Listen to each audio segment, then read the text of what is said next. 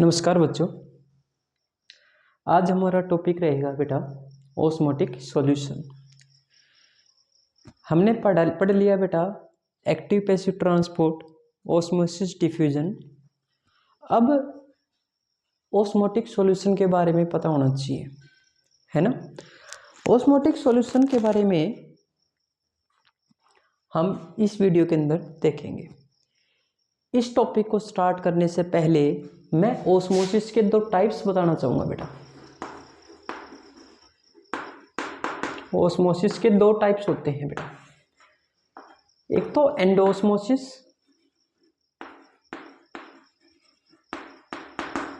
और एक एक्सोऑस्मोसिस। देखो, एंडोऑस्मोसिस क्या होता है, एक्सोऑस्मोसिस क्या होता है, इसके मीनिंग से आपसे पता लग जाएगा। एंडो का मतलब होता है बेटा इनसाइड जाना, और एक्सो का मतलब होता है बेटा यहाँ पर आउटसाइड। देखो, ऑस्मोसिस में पढ़ा था कंसंट्रेशन मॉलिक्यूल्स की कैसे जाती है बेटा, हाई टू लो कंसंट्रेशन जाते हैं मॉलिक्यूल्स, जाते हैं नहीं जाते, जाते हैं। और हम एंडोऑस्मोसिस में एक्सोऑस्मोसिस में देखेंगे, जब कोई मॉलिक्यूल बेटा हाई कंसंट्रेशन से लो कंसंट्रेशन की तरफ जाते हैं। बाहर कैसे है बेटा हाई, अंदर कैसे है मॉलिक्यूल्स लो। हाई कंसंट्रेशन किस चीज़ की है बेटा, वाटर की। ऑस्मोसिस में लिक्विड मॉलिक्यूल ट्रांसपोर्ट होते हैं, है ना, और लिक्विड मॉलिक्यूल बाहर ज़्यादा है, अंदर क्या है कम है ना। तो एंडो मतलब इनसाइड जाना। जब water molecule high concentration to low concentration inside the cell जाते हैं बेटा, साइटोप्लाज्म में जाते हैं, उसको बोलते हैं यहाँ पर एंडोऑस्मोसिस। यही यदि विपरीत हो जाए, ये कोई सेल है बेटा, अंदर कंसंट्रेशन कैसे है मॉलिक्यूल की, वाटर मॉलिक्यूल्स के, लिक्विड मॉलिक्यूल्स की ज़्यादा है, और बाहर कैसे हैं लिक्विड मॉलिक्यूल्स कम है, बाहर वाटर कम है बेटा, अंदर वाटर ज़्यादा है। जब कोई molecules high concentration to low concentration outside the cell जाए, है ना, एक्सो मतलब आउटसाइड द सेल जाए, जब water molecule outside the cell जाता है तो उसको बोलते हैं एक्सोऑस्मोसिस। ठीक है बेटा। अब बात करते हैं osmotic solution. Osmotic solution 3 type के होते हैं बेटा, 3 टाइप के होते हैं। एक टाइप है यहाँ पर हाइपरटोनिक सॉल्यूशन, दूसरा टाइप है बेटा यहाँ पर, दूसरा टाइप है बेटा हाइपोटोनिक सॉल्यूशन,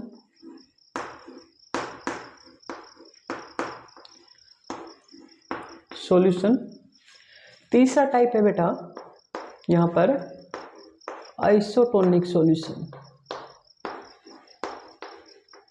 देखो, हाइपर का मतलब होता है ज्यादा, क्या मतलब होता है ज्यादा, ठीक है। हाइपो का मतलब होता है यहाँ पर लेस, आइसो का मतलब होता है यहाँ पर सेम, सेम, ठीक है। अब देखो, हाइपरटोनिक सॉल्यूशन क्या होता है, हाइपोटोनिक सॉल्यूशन क्या होता है, और आइसोटोनिक सॉल्यूशन क्या होता है ना। तो हाइपोटोनिक सॉल्यूशन की बात करूं, मैं आपको एक सिंगल पैरामीटर बता रहा हूं। सिंगल पैरामीटर क्या याद रखना है आपको, सोल्यूट, ठीक है। सोल्यूट एक पैरामीटर है, बस सिंगल पैरामीटर याद रखना है आपको। अभी हमने सोल्यूट पैरामीटर याद रखना है, बस सोल्यूट, ठीक है। तो हाइपर के अंदर सोल्यूट क्या होते हैं, ज्यादा होते हैं। मोर, हाइपर मतलब मोर, हाइपो मतलब लेस। यहां पर सोल्यूट कैसे होंगे बेटा, लेस होंगे, ठीक है। हाइपर का मतलब होता है ज्यादा, और हाइपो का मतलब होता है लेस। और मैंने क्या बोला है, एक सिंगल पैरामीटर याद रखना है, इस पैरामीटर का नाम क्या है, सोल्यूट, ठीक है। समझ आई बात, इसको हम बाद में देखेंगे, ठीक है। दूसरी बात है, दूसरा पैरामीटर इसका अपोजिट कर देना, सोलवेंट। सोलवेंट, सोलवेंट यहां पर होगा लेस, इसका अपोजिट कर देना लेस। इसका अपोजिट कर देना, यहाँ पर सोल्यूट कैसे होंगे बेटा, लेस का मतलब यहाँ पर मोर होंगे, ठीक है। और आइसो मतलब सेम, सोल्यूट और बेटा सोलवेंट कैसे होंगे, क्या होंगे, सोल्यूट एंड सोलवेंट क्या होंगे, सेम होंगे, ठीक है। याद कैसे रखें, एक चीज मैंने सिंगल पैरामीटर बताया है, सिंगल पैरामीटर सोल्यूट याद रखना, ठीक है, सोल्यूट याद रखना। हाइपर मतलब ज़्यादा, मोर सोल्यूट होंगे, हाइपो मतलब लेस, यहाँ पर लेस सोल्यूट होगा, ठीक है। और इन ये इसमें तो क्या होगा, सेम होंगे सब कुछ। और हाइपर में सोल्यूट मोर होगा, दूसरा अपोजिट कर देंगे सोलवेंट कैसा होगा, तो लेस होगा। सोल्यूट यहाँ पर लेस है तो सोल्यूट यहाँ पर क्या होगा बेटा, नहीं सॉरी सोलवेंट क्या होगा यहाँ पर, मोर होगा, इसका अपोजिट कर देना, ठीक है। अब बात करते हैं कि यदि एक सेल है,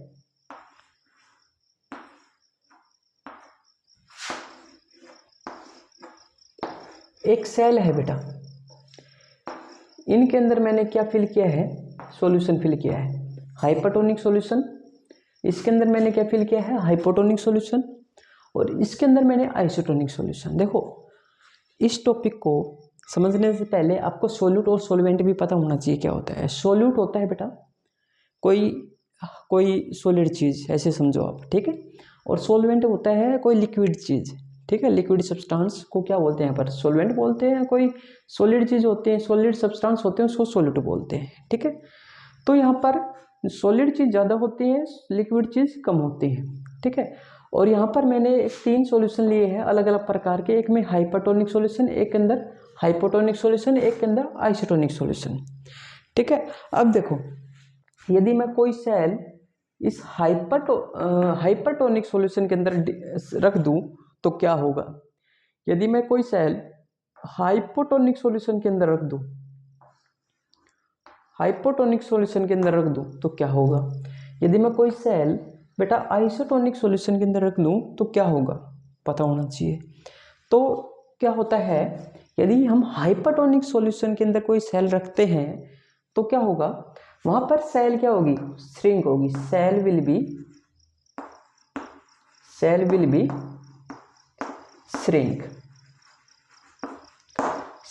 कैसे याद रखोगे मैं बताऊंगा।